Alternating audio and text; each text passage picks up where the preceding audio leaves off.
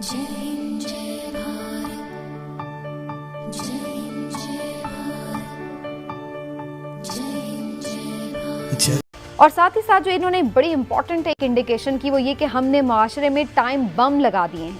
इन बमों को नाकारा ना किया तो वो फटेंगे ही। और क्या करेंगे? वक्त रेत की तरह हाथों से निकल रहा है। बहुत तवज्जो चाहिए, बहुत तवज्जो।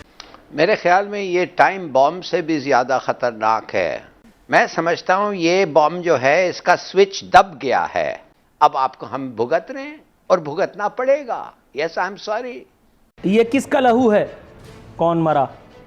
ए रहबरे मुल्क को कौन बता, नजरे न चुरा आंखें तो मिला कि जिसने इस्लाम को ये कह दिया ओ इंडिया वालों, और इंडिया वालों को छोड़ना। और इतना बहीमाना तर्ज अमल, एक एक हड्डी तोड़ दी है और जला दिया है, यानी मारने के बाद भी आपको तस्कीन नहीं हुई। आपने ये जला किस डाला। कमाश के लोग हैं? इनकी ऐसी ब्रेन वॉशिंग हुई है। माई पॉइंट इज, भाई आप 118 गिरफ्तार करें, आप 1018 गिरफ्तार करें, उस सोच को किस तरह गिरफ्तार करेंगे? उस सोच का क्या करेंगे? वो जो बीज बो दिए गए हैं।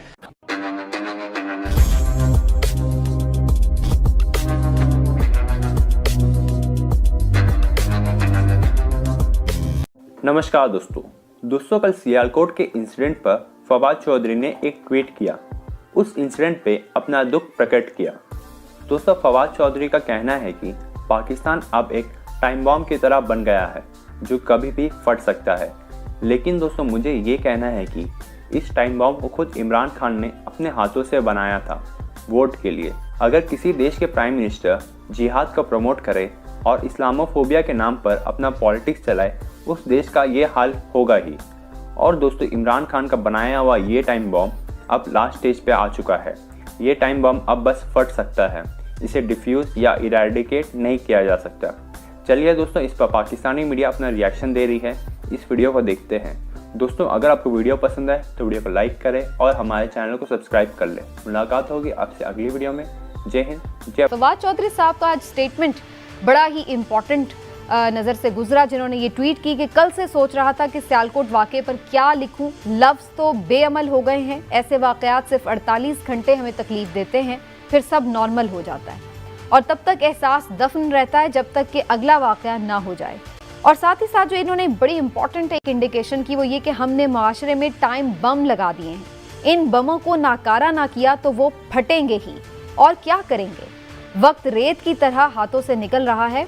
बहुत तवज्जो चाहिए, बहुत तवज्जो। ना जाने क्यों ये कहते हुए, हालांकि मुझे बड़ा अफसोस हो रहा है, लेकिन हम कौम की बजाय एक हजूम बनते जा रहे हैं। 25 के करीब लोग अब तक गिरफ्तार हो चुके हैं। आप उनसे चलें, पुलिस वाले तो अगर तफ्तीश करें तो आपको पता चल जाएगा कि इनमें से अक्सरियत वो होगी जिन्होंने कभी नमाज पढ़ी नहीं होगी।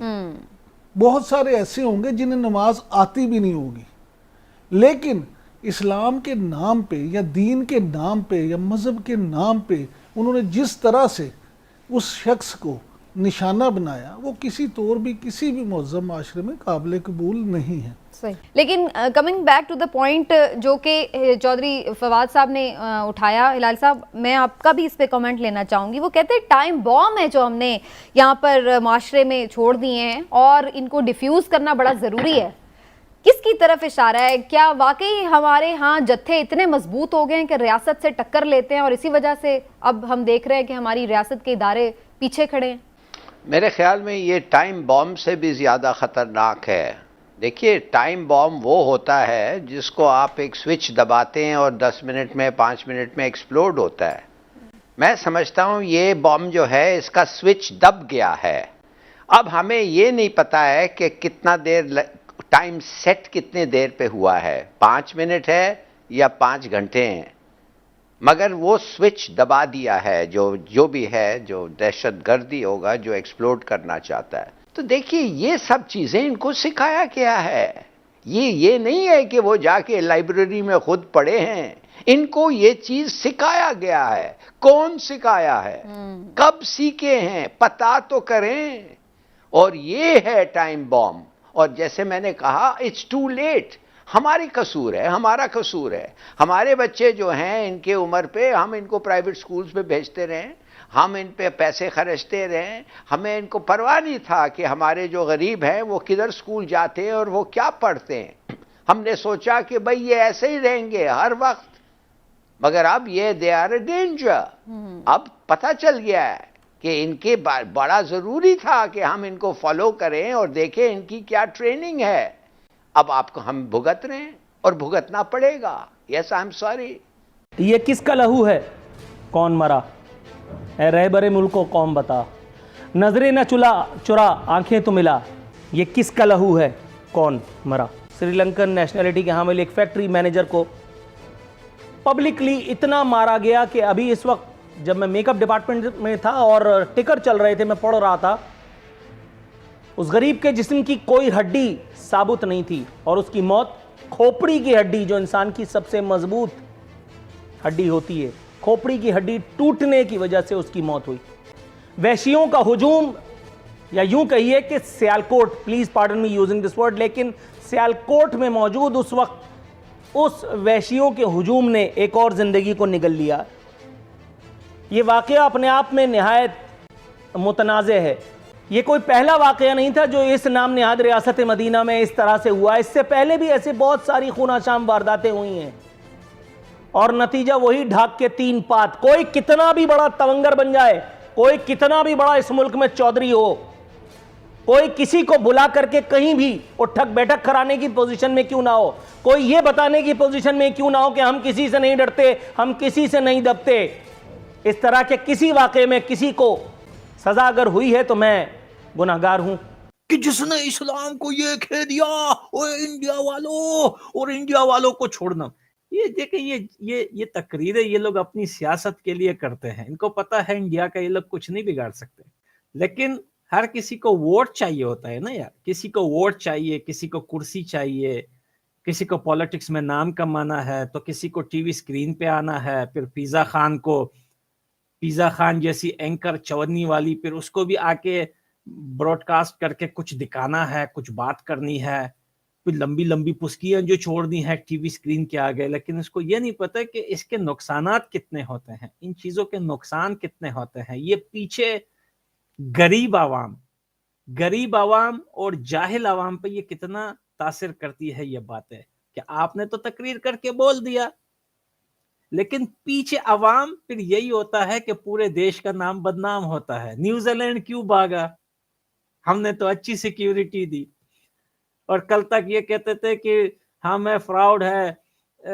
श्रीलंका के ऊपर, वो जो हमेशा आके खेलते हैं, वो एक चिकन टिक्का बना दिया बंदे का, चपली कबाब बना दिया बंदे का। तो ये क्या है, ये जो लीडरान होते हैं ना, ये अपनी सियासत चमकाने के लिए ये जो मुंह का जो इनका रबड़ कटा हुआ होता है ना, तो जो मुंह से निकलो जज्बात वाले तकरीर, इनको खुद तो पता है कि हम खुद तो कुछ नहीं कर पाते, इनके बेटे बड़ी बड़ी यूनिवर्सिटियों में पढ़ते हैं। तो इतने बड़े साने से देखिए ये कितना बड़ा साना है।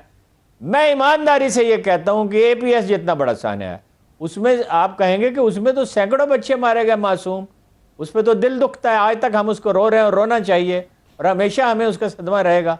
कभी ये जख्म हमारा मुंदमिल तो नहीं हो सकता, ना हम उन लोगों को कभी माफ कर सकते हैं। लेकिन आप अंदाजा लगाइए कि हमने श्रीलंका में कितने मसाइल पैदा कर दिए, अपनी अशरों की कमाई ज़ाया कर दी, और इतना बहीमाना तर्ज अमल, एक एक हड्डी तोड़ दिया है और जला दिया है, यानी मारने के बाद भी आपको तस्कीन नहीं हुई। आपने जला किस कमाश के लोग हैं, इनकी ऐसी ब्रेन वॉशिंग हुई है, ये उलमा को सोचना चाहिए।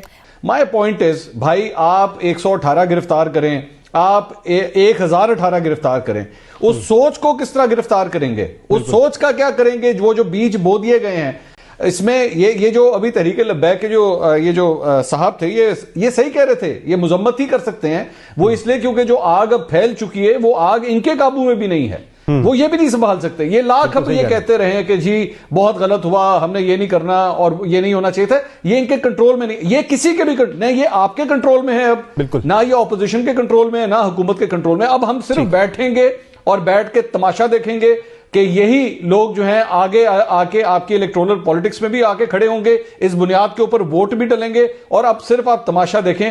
अब मेरा ख्याल में काफी देर हो चुकी है, जब तक इन सबको मिलके होश के नाखून नहीं आएंगे तब तक कुछ नहीं हो सकता. I think it's too late now. Thank you दोस्तों इस वीडियो को पूरा देखने के लिए. आई होप आपको ये वीडियो पसंद आया होगा एंड आपने लाइक बटन भी प्रेस कर लिया होगा. अगर नहीं किया है तो जरूर से कर ले. अगर आप हमारे साथ जुड़ना चाहते हैं तो ऐसे ही इंडिया पाकिस्तान रिलेटेड न्यूज़ देखना चाहते हैं तो हमारे चैनल को जरूर से सब्सक्राइब भी कर ले ताकि आपको लेटेस्ट अपडेट मिलती रहे. हमारा मोटिव है कि आपको सही और लेटेस्ट जानकारी दी जाए. तो मिलते हैं आप सबसे नेक्स्ट वीडियो पे. तब तक के लिए जय हिंद, जय भारत.